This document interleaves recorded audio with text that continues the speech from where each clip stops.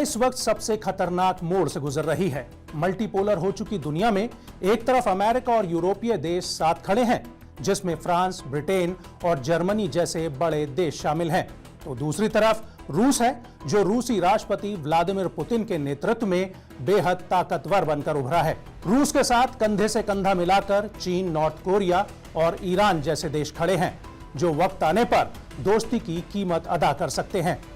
दुनिया के नक्शे पर देखें तो एक तरफ रूस और यूक्रेन जंग चरम पर है, दूसरी तरफ मिडिल ईस्ट में इजराइल और ईरान के बीच खतरनाक जंग के समीकरण बन चुके हैं। तीसरी तरफ चीन को लेकर साउथ चाइना सी पर तनाव बढ़ता जा रहा है। ताइवान और फिलीपींस जैसे देशों के साथ अमेरिका खड़ा हुआ है, तो वहीं कोरियाई प्रायद्वीप पर उत्तर कोरिया बार बार दक्षिण कोरिया पर परमाणु हमले की धमकी दे रहा है। इस बार ऐसा हो रहा है कि वो देश भी परमाणु हमले की धमकी दे रहे हैं, जो काफी जिम्मेदार माने जाते हैं और परमाणु संधि से भी जुड़े हुए हैं। इसके बावजूद खुद रूस ने परमाणु हमले के लिए अपनी सेना को हाई अलर्ट पर तैयार करके रखा है। लेकिन सबसे चौंकाने वाले हालात मिडिल ईस्ट में डेवलप हो रहे हैं। ईरान ने इजराइल को मिटाने की धमकी दी है।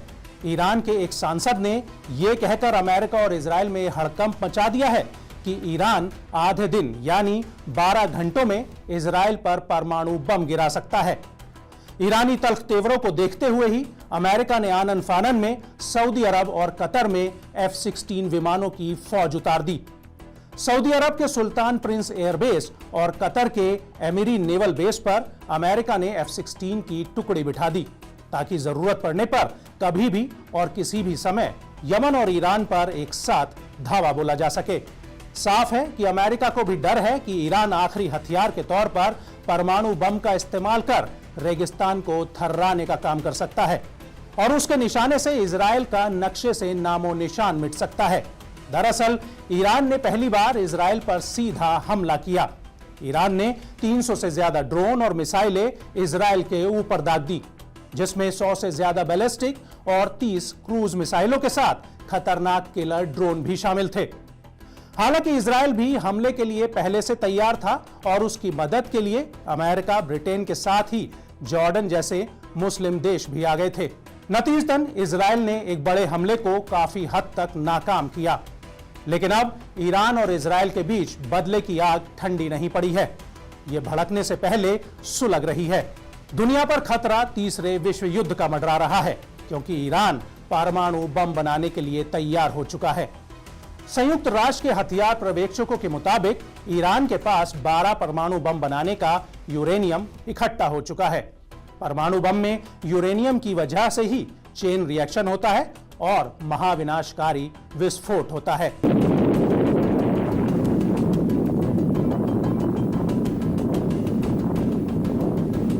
पश्चिमी देशों के हथियार विशेषज्ञों का मानना है कि ईरान ने यूरेनियम का 90% से ज्यादा संवर्धन कर लिया है।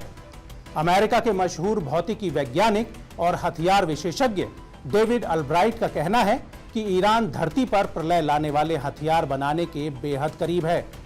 ईरान की खुफिया न्यूक्लियर साइटों को लेकर सिर्फ इतनी ही जानकारी है कि वहां एक हफ्ते के भीतर ही ईरान कम से कम 12 परमाणु बम बना सकता है। ईरान के जाग्रोस पर्वत के पास एक सीक्रेट अंडरग्राउंड लैब तैयार की गई है, जहां ईरान का न्यूक्लियर कार्यक्रम तेजी से चल रहा है। ईरान की सीक्रेट न्यूक्लियर साइट ही उसका असली खजाना है, जिसके दम पर वो पूरे मिडिल ईस्ट में आका की भूमिका में खुद को देखता है। अब आपको बताते हैं कि आखिर ईरान में परमाणु कार्यक्रम की शुरुआत कब और कैसे हुई। दरअसल ईरान में एक दौर रेजा पहलवी की हुकूमत का था। उस दौरान ईरान को पश्चिमी देशों का पिछलग्गू माना जाता था। पश्चिमी देशों के लिए ईरान ने दिल खोलकर प्राकृतिक संसाधन के दरवाजे खोल रखे थे, जिसके बदले में उसे सुरक्षा और टेक्नोलॉजी मिल रही थी। जैसा कि आज के दौर में सऊदी अरब और अमेरिका के रिश्तों को देखा समझा जा सकता है। 1957 में अमेरिका ने पहली बार ईरान में न्यूक्लियर रिएक्टर बनाने का ऐलान किया।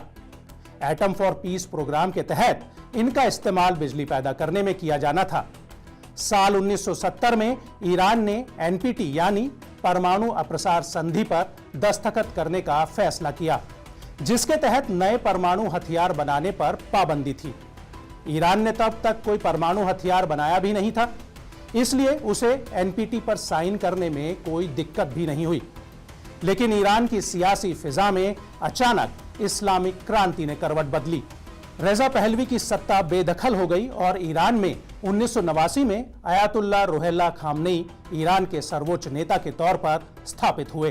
खामनेई ने न सिर्फ पश्चिमी देशों से रिश्ते तोड़ लिए, बल्कि पुराने समझौते भी नकार दिए। नतीजतन परमाणु रिएक्टर्स ठप पड़ गए। इसके बाद तकरीबन 8 साल तक ईरान और इराक जंग चलती रही। इसके बाद ईरान ने एक ही मकसद बना लिया कि वो परमाणु बम बनाकर ही रहेगा, ताकि इलाके में फिर कोई सद्दाम हुसैन या फिर दुनिया में कोई भी अमेरिकी राष्ट्रपति ईरान को आंखें ना दिखा सके। गुपचुप तरीके से ईरान परमाणु हथियार बनाने में जुट गया और उसकी मदद पाकिस्तान और नॉर्थ कोरिया ने की। पाकिस्तान के परमाणु वैज्ञानिक अब्दुल कादिर खान ने अवैध तरीके से परमाणु तकनीक ईरान को बेची। ईरान ने 5 परमाणु बम बनाने के लिए प्रोजेक्ट अमाद लॉन्च किया था। साल 2014 तक का टारगेट रखा गया था, लेकिन 2003 में अमेरिका ने इराक पर जनसंहार हथियार रखने का आरोप लगाते हुए हमला कर दिया। उस समय ईरान को ना चाहकर भी अपना परमाणु कार्यक्रम रोकना पड़ गया। लेकिन उसके बाद ईरान ने फिर से यूरेनियम संवर्धन का काम शुरू किया।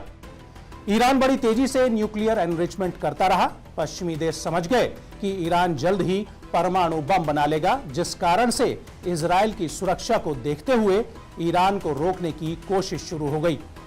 अमेरिका, रूस, चीन, ब्रिटेन, फ्रांस, जर्मनी और ईरान के बीच न्यूक्लियर डील हुई। ईरान ने डील पर साइन किए, जिसमें शर्त थी कि ईरान अपने न्यूक्लियर प्रोग्राम में इंटरनेशनल एजेंसी को निगरानी की छूट देगा और अगले 15 साल तक यूरेनियम को 3.67% से ज्यादा एनरिच नहीं करेगा। साथ ही न्यूक्लियर प्लांट्स की क्षमता भी कम करेगा। बदले में ईरान पर लगे तमाम आर्थिक प्रतिबंध हटा लिए गए। लेकिन साल 2018 में इजराइल ने ईरान को झटका दिया। इजराइल ने दुनिया को यह सबूत दे दिए कि ईरान चोरी छिपे परमाणु हथियार बनाने की तैयारी कर रहा है। दरअसल जनवरी 2018 में एक खुफिया ऑपरेशन के तहत इजराइल की मोसाद के एजेंट ने ईरान की न्यूक्लियर फैसिलिटी से 1 लाख से ज्यादा सीक्रेट फाइल्स खोदकर बाहर निकाल ली और दुनिया के सामने रख दी। इजराइल के प्रधानमंत्री नेतन्याहू ने कहा कि ईरान न्यूक्लियर डील के बावजूद बम बनाने में जुटा हुआ है। इसके बाद अमेरिकी राष्ट्रपति डोनाल्ड ट्रंप ने ईरान से न्यूक्लियर डील तोड़ दी। ईरान अब आजाद है परमाणु कार्यक्रम को अंजाम देने के लिए। हालांकि उसके पीछे इजराइल की खुफिया एजेंसियां हाथ धोकर पड़ी हुई हैं। इजराइल ने अब तक ईरान को बहुत नुकसान पहुंचाया है। पिछले 15 साल में ईरान के कई परमाणु वैज्ञानिक मारे गए हैं। इन सब की मौत के पीछे इजराइल को जिम्मेदार माना गया है। इजराइल ने खुद कहा है कि वो ईरान को परमाणु बम बनाने से रोकने के लिए किसी भी हद तक जा सकता है। साल 2010 में तेहरान यूनिवर्सिटी में फिजिक्स के प्रोफेसर मसूद अली मोहम्मदी को बम से उड़ा दिया गया। वो ईरान के न्यूक्लियर प्रोग्राम के बड़े कर्ता धर्ता थे। इसी तरह 2010 में ही तेहरान में एक कार धमाके में ईरान के न्यूक्लियर इंजीनियरिंग के प्रोफेसर माजिद शहरियारी की मौत हो गई। इसके ठीक 2 साल बाद 2012 में तेहरान में ही ईरान के न्यूक्लियर साइंटिस्ट मुस्तफा अहमदी रोशन की कार बम से उड़ा दी गई। 4 साल पहले ही नवंबर 2020 में ईरान के परमाणु वैज्ञानिक मोहसिन फखरीजादे की हत्या कर दी गई।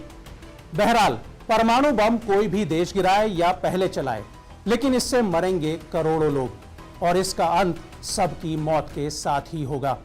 इसलिए तब यह फर्क नहीं पड़ेगा कि पहले किसने चलाया, लेकिन जो महाविनाश होगा उसकी कल्पना भी नहीं की जा सकती। अमेरिकी सेना पर कई किताबें लिख चुकी एनी जैकबसन लिखती हैं कि अगर रूस और चीन परमाणु हमला करते हैं तो अमेरिकी राष्ट्रपति के पास सिर्फ 6 मिनट का समय होगा परमाणु हमले पर फैसला लेने का। तो वो ये भी लिखती हैं कि परमाणु बम फूटने के बाद 300 मील प्रति घंटे की रफ्तार से पिघला देने वाली हवा चलेगी और लोग मशरूम बादलों में समाते चले जाएंगे। ऐसे में दुनिया की सांस अटकी हुई है कि अगर ईरान ने परमाणु बम बना लिया तो फिर इजराइल का क्या होगा।